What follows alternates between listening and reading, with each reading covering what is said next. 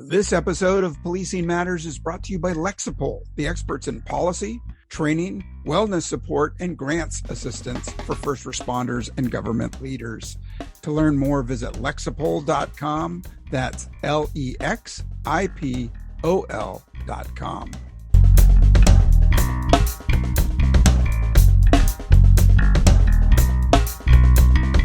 Hey, welcome back to Policing Matters on policeone.com. I'm your host, Jim Dudley.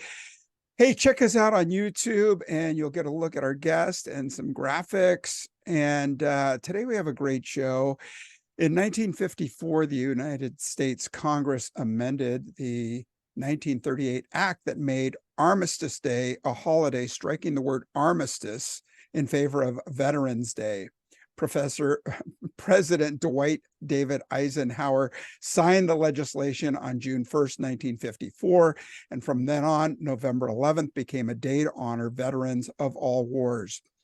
According to the Department of Justice COPS office, nearly 25% of American law enforcement have a military background. We thank them for their service. Our guest today is Clark Pennington. He is the Chief Operating Officer of the Independence Fund and Executive Director of the First Responder Action Group, FRAG, which is home to Veteran Justice Initiative. Pennington is a retired law enforcement officer who last served as Chief of Police for the town of Matthews, and he is a U.S. military veteran. Welcome to Policing Matters, Clark Pennington, and thank you for your service. Thank you very much. It's an honor to be here.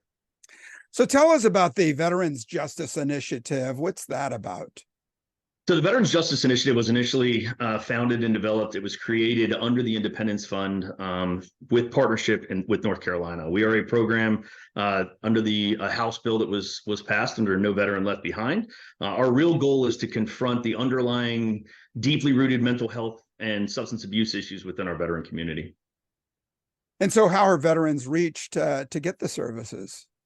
So a couple of different ways. The Independence Fund is a national nonprofit that serves our veteran population. Initially, we were founded to serve our catastrophically wounded veterans, their caregivers, and their families. But understanding the depth of the mental health issues that come from deployments in war zones, that come from sometimes service, and some of the acute or chronic exposures to traumas that they see, we've expanded our programs, and we have multiple programs under the Independence Fund, and the Veterans Justice Initiative is just one of those. But our veterans under the Veterans Justice Initiative are reached in several different ways. We partner with local law enforcement, our sheriff's office, our first responder community, including our fire and EMS and our community partners, to really identify those veterans within our communities that really could benefit from the services that we provide. And those services are multifaceted. We take a holistic approach to what we do at the Veterans Justice Initiative, but our real goal is to intercede within that criminal justice process early, and hopefully before it even becomes a justice-involved veteran, meaning somebody who maybe is arrested or placed on probation or placed into treatment facilities, court-ordered. We work with our law enforcement to identify that population within their jurisdiction, and then allows us and our case managers to really work with those veterans to get them assistance, so that if they are struggling with mental health, we can work with the VA or any of our other community care partners to get them the assistance they need. And hopefully early in those contacts by our law enforcement, we're able to make a difference so that it doesn't progress into some criminality or an arrest in the future of one of our veterans. Yeah, that's so important to catch it early. Do you have specific programs aimed at veteran law enforcement officers? We do. So we take a three-prong approach here at the Veterans Justice Initiative. We train all law enforcement officers, and we've trained over 3,000 first responders and community partners here in the state of North Carolina, really on the culture of military, the culture that they understand and that they've lived so many years, and how it transitions from that culture into civilian life, and how that might result in or manifest itself into crisis. By our law enforcement officers understanding that culture. And really, when you think about the law enforcement culture in and of itself, it's very similar to our military backgrounds, right? We were serving in an environment where we were doing such important work for our country and for the service to our fellow Americans, that when we transitioned, or when somebody transitioned into law enforcement, it's really that same drive of integrity and service above self that really pushes them to do what they do. But understanding what pushes them and being able to have empathy and understanding of what our veterans are dealing with, or what they also resonate with really helps them come together and develop that hook, develop that kind of understanding between the two so that they can work through and hopefully get that veteran who's in crisis de-escalated, decriminalize their mental health aspect of it, and then hopefully divert them into a program that will result in no criminalization. Yeah, that's important. And I'm glad you drew the parallels between law enforcement and military service, both noble callings. And sometimes I know we feel that we're unappreciated, and that could be part of the problem, the underlying problem. So what's the process? Do you use, do you involve the medical people for evaluations? You have outreach workers, and I guess there's some sort of matrix they follow? So what we do, as I talked about that three-prong, the first is we want to train our law enforcement, right? We want them to understand military culture, understand the crisis intervention model, de-escalate as it relates to our military members, and then ultimately connect them with resources. The second prong of that is we have multiple area managers here within the state of North Carolina that works with our law enforcement officers. They then will connect with the veteran, hopefully get them into a treatment program if they need to, help them work through sometimes disability rating issues that they may have, and ultimately get them into a position where they're able to better take care of themselves or even transition more smoothly into what they are doing now, which is a civilian life. We also work with our local communities, our court systems, where we help set up veteran treatment courts. You know, you look at, for example, and I'll just use the state of North Carolina as a prime example. The state of North Carolina, when we started, they had 5 veteran treatment courts within 100 counties in the state. Those veteran treatment courts afford our veteran population and the police to work together to help that veteran get back into a regimented, if you will, type mentality, into understanding they're going to show up for, in the past, it might have been guard mount, it might have been, you know, some roll call or whatever that might have looked like. It gets them back into that process, gives them a system in place to help them navigate the court system. So in those 3 prongs, we think it's a very holistic approach to really working with our police, our firefighters, our EMS, other community partners like our mental health associations, to really navigate those unique issues that some of our veteran populations face.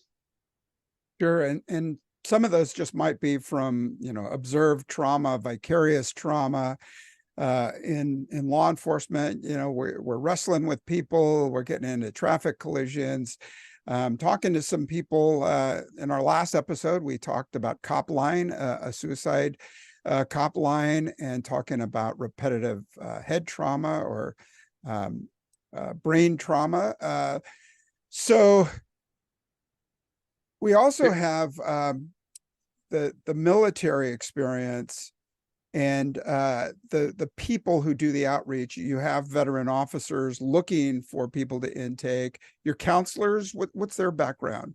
We do. We have a chief clinical officer who works not only in the veteran space, he's a retired Marine Corps officer, but also works in federal law enforcement. And I just want to go back to one thing you mentioned there. I think is so important to talk about. You know, you look at the suicide issues that we're seeing in our veteran population, which I know is what we're kind of here to talk about a little bit, is when you look at 17, 18 veterans a day dying of suicide, and it's because of that acute or that chronic trauma that they've experienced during their service.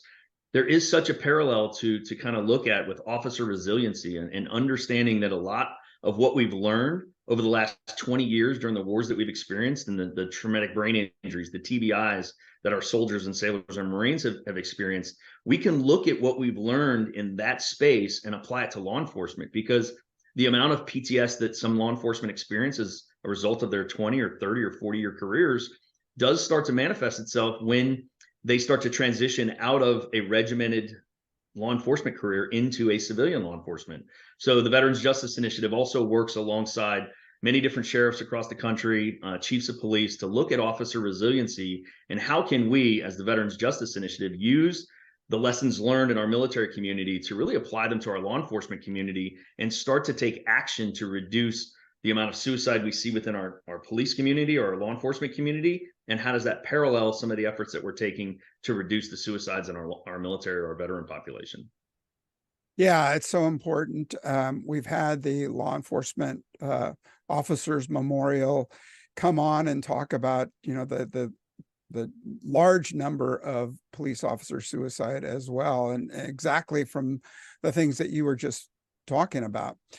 Hey, I want to talk to you about veteran police officers and maybe spotting things before they get into crisis mode or before a third party intervenes. But first, I'd like to take a moment and thank our sponsor.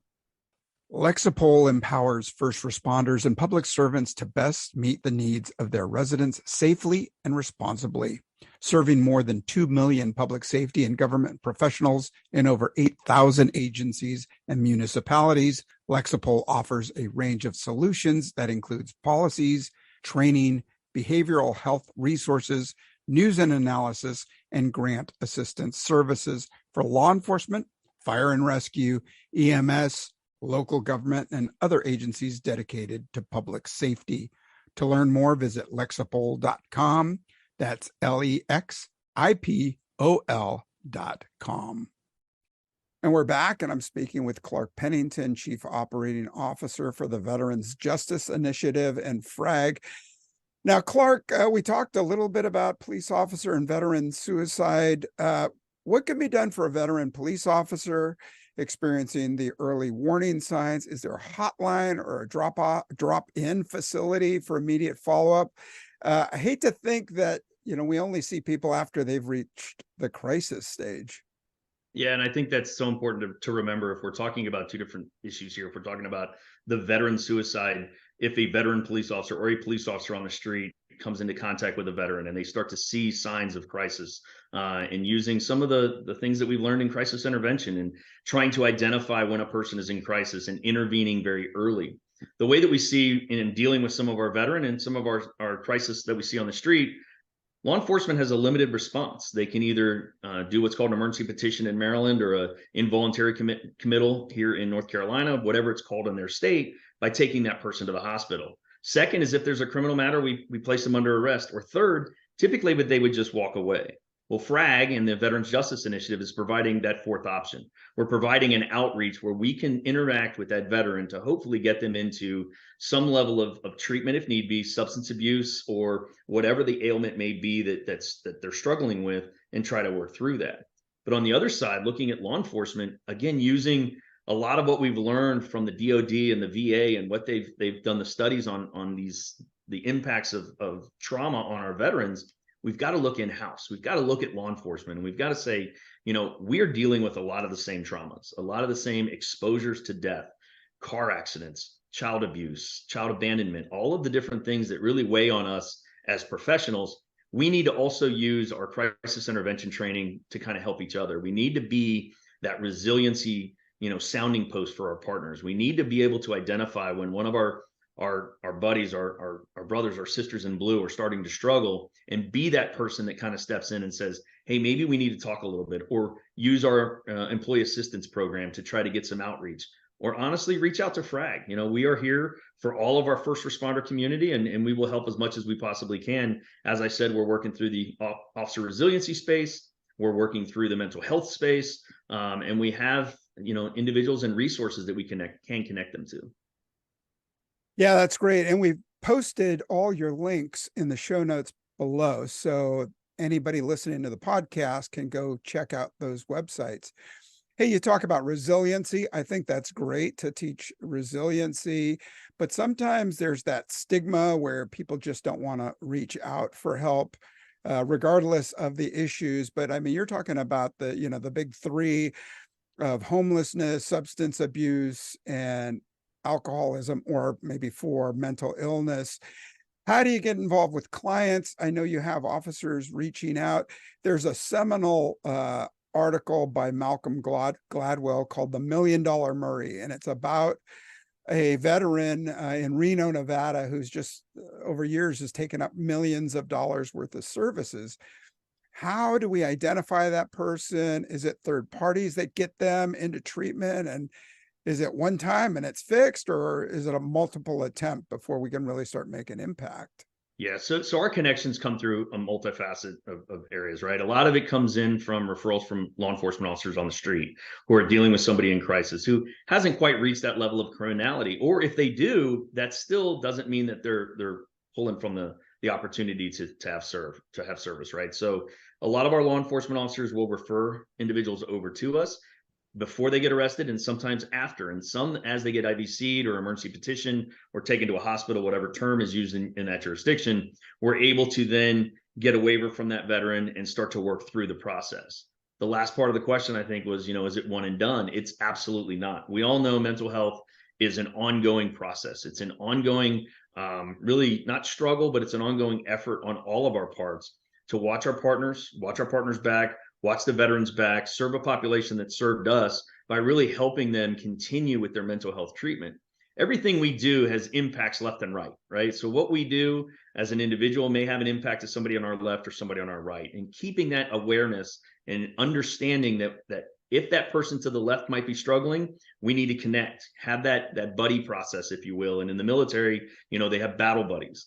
The Independence Fund does another program where we bring combat units back together in the formation in which they deployed to bring them back into that camaraderie, to really start helping each other watch out for the other. Law enforcement's the same aspect. When we retire, I retired from an agency in Maryland, outside the Baltimore, Washington region. And when I left, I lost a lot of those contacts, whether by choice or not. It takes constant effort to get back into that body and to continue to have that person who maybe has been through some of the things we've been through, either in the career or in life, that understands that that's a struggle. It's our outlet to communicate with, and it's also somebody who can give us real answers when we need to hear them. That's awesome. Hey, what's your capacity? How many have taken advantage of the services there in North Carolina? Yeah, so the Veterans Justice Initiative, we've served over 250 veterans. And when you look at the process of really diverting them out of the criminal justice process, it's about $49,000 to $50,000 a year to house an inmate in either a local or state prison. With 250 of those, at least 40 of them have been diverted from the criminal justice process, saving, I should say, not only the state of North Carolina, but all of its constituents from around the region, over $2 million just in the first year of deployment. So at 250 members served, some of those are homeless, where we've helped increase their disability ratings or even get disability ratings and give them an opportunity to step off of the street, to be able to take care of themselves, to get an apartment, to start looking for a job. There takes a lot of different steps to be able to overcome that homelessness issue, from getting a place to live, a phone, being able to connect with, mail, and all of those other things that happen when you get a job offer. So, the Independence Fund and the Veterans Justice Initiative takes it very seriously. 250 members in the first year. I think that's an exciting number for us. Yeah, and we have collaborative courts here in California. We have a veterans court, and oftentimes they're referred out rather than go the traditional criminal route to do some services and some therapy as well. Is your plan to go national to replicate this across the country? I think North Carolina has empowered us to set a process in place that we have proven works. I think we have shown the state of North Carolina and the members here how much we're dedicated to ensuring our veteran population that served all of us, that we're still willing to give them service also. Yes, we are looking and talking to a couple other states that are really impressed with the state of North Carolina and our process. And we're in conversations about how it might work within their jurisdiction. Awesome. How can our listeners find out more, take advantage of the services, make referrals, volunteer, donate or contribute to the Veterans Justice Initiative? Great question. So as you said, we are a nonprofit, so we are driven by, for the North Carolina base, obviously we're funded through the state, but all of our efforts in other states, for example, say Maryland or Tennessee or wherever we might look to go, is all done through donations. They can find us on fragheroes.org. Or they can go right through the independencefund.org and click on the Veterans Justice Initiative. And there is an opportunity to, one, learn more about us, to reach out to us, to have conversations if they need to. And then third, if they wish, we would accept donations. Awesome. Hey, thanks for taking time. Clark Pennington, Chief Operating Officer for the Veterans Justice Initiative, and FRAG. Hey, thank you for your service. Thanks for what you're doing for other veterans. Thank you very much. Hey, thanks to all our veterans, and special thanks to our veteran police officers. We appreciate your continued service. To our listeners, thanks for listening. I hope you found today's show interesting. Drop me a line at policingmatters@policeone.com. And happy Veterans Day. Thanks again for your service. Thank you.